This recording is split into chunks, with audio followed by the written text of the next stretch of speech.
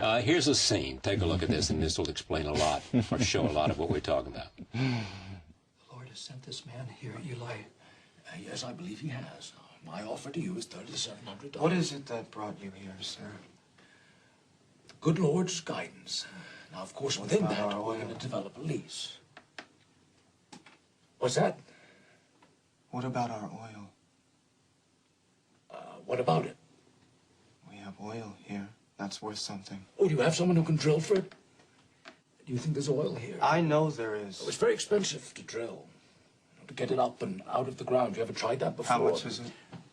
Costly. Well, our oil sits right up on top of the ground. I believe that's called seepage. Doesn't necessarily mean there's anything underneath. What would you give us for it? I don't know. Something you don't know. That's right.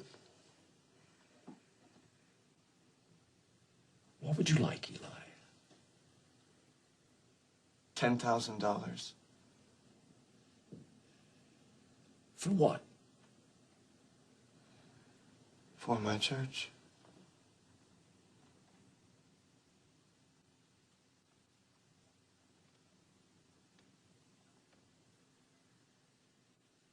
That's good. That's a good one. Well, if we decide to drill for oil, and if the well begins to produce, I'll give your church a $5,000 signing. $10,000. Do you want to find someone else that's going to come up here and drill, Eli? Make the investment and do all the hard work that goes into it? I can just as easily hunt for quail on another ranch as I can here, so no, I'll happily be a supporter of your church for as long as I can. For the bonus only. Now, as it happens, I do have some connections in the drilling business who might help get us started. How do you feel about this, Abel? Yes, what Eli says. Well, good. Let's draw up some contracts and let's give it a try. Appreciate your help with this, Eli.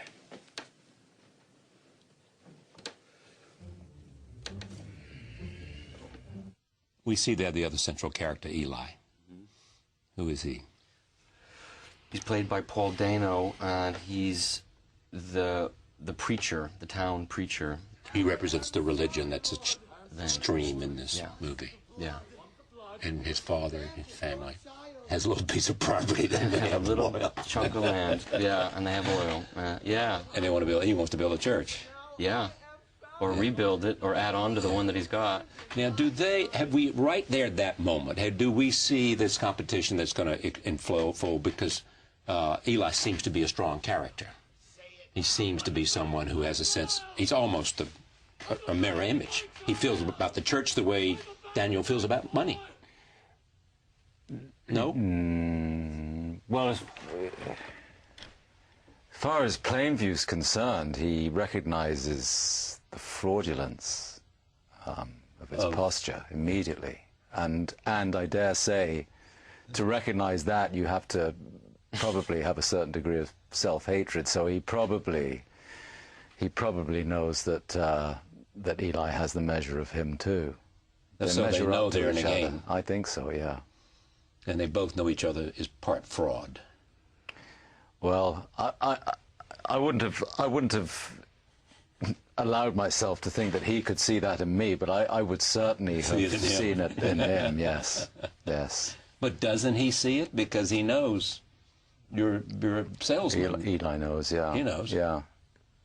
You know, that you're going to say what you can do to get that land. But you see, my fraudulence, as far as I'm concerned, would have a certain nobility to it, whereas his spiritual fraudulence is no excuse for that, is there? Here's what's interesting about this. You don't want to let this character go. I mean, no. Am I right? You're right. Yeah. Because what? He started. I know he did. He should never have read that book. So why can't you let him go? Because it. He makes me laugh. You like him. I like him. You like him. What do you like about him? I I'd have to go back to the beginning and say what I liked when I met him in the form of Paul's script is that it seemed an entirely honest examination of a life to me. I love that about it. And I don't know where it came from. I didn't want to know. It seemed to come from probably a very unconscious place, but there seemed to be great truth in it, in the outrageous trajectory of that man's life.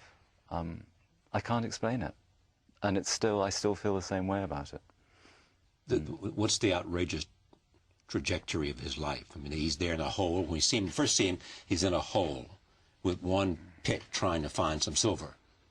And then at the end, which we can't describe, he's in his huge house. Yes. Well, I suppose the separation as he separates himself further and further and further from humanity, and I don't want to kind of give the game away, but he makes the final gesture at the end of his life, in effect. I mean, in quenching that last spark of his own soul, which is already shredded by his experiences. He makes the last final gesture of separation from the world, I feel. Is that right? It is. Yeah, it is, yeah. You know, I know politicians who people have written about, and they have said they went out to conquer politics, and politics conquered them. We thought a good subtitle for the movie would be, you can take the boy out of the mine shaft, but you can't take the mine shaft out of the boy.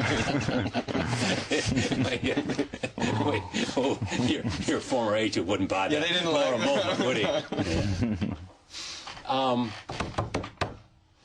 Because I'm intrigued by, just as he loved the process, Daniel, the life he'd lived and the competition. I mean, where does competition like that come from? It's primal. It's primal. You're born with it or not? I think so. I mean, I think Daniel's experiences before we meet him certainly might have sharpened the edge of his ambition. But yeah, I think that competition is something that's in his origins. Yeah. And you? And me, I don't share that with him, no. I might have had a sort of less discriminating ambition when I was younger. I don't know. I think young people do tend to wish to make a mark of some kind, whatever it might be.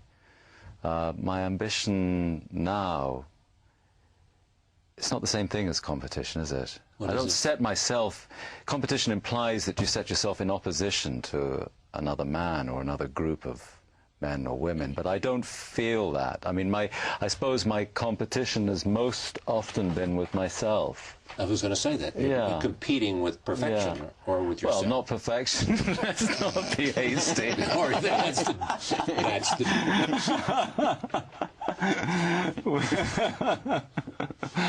Yeah, no, but it's yes,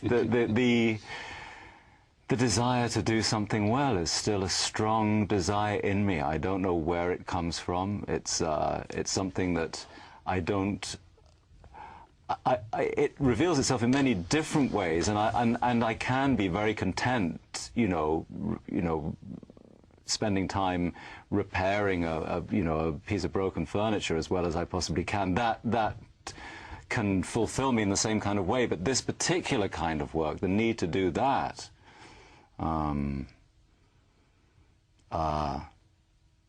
doesn't take me as often as it used to. But when it does, it's with exactly the same fervor, exactly the same wish to try and do something well. I don't know where that... Your father, maybe? Maybe. Father-son, part of the relationship in this movie. Mm-hmm. It's not a theme that you are unfamiliar with. Mm-hmm.